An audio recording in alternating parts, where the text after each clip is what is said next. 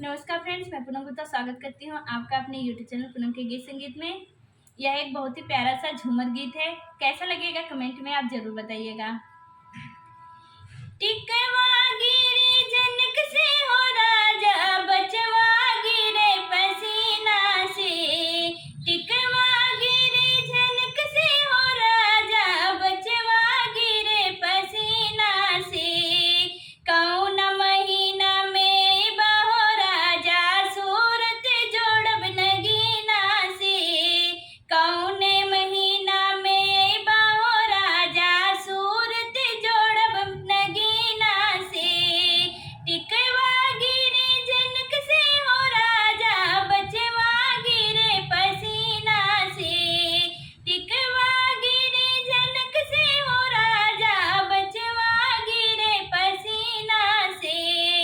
कौना महीना में अइबा हो राजा, सूरत जोड़ब नगीना से।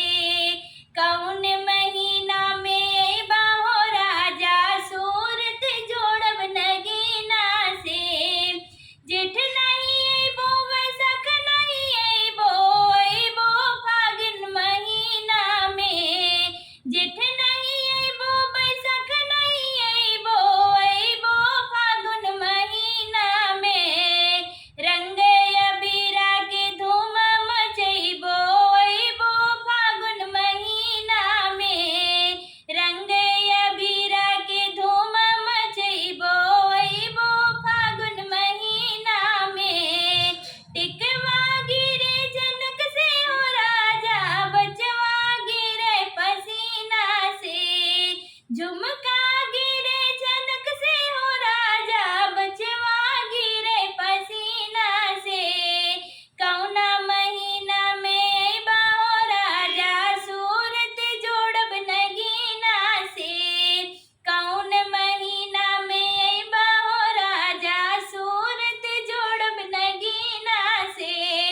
जेठ नहीं अइबो, बैसाख नहीं अइबो, अइबो फागुन महीना में। जेठ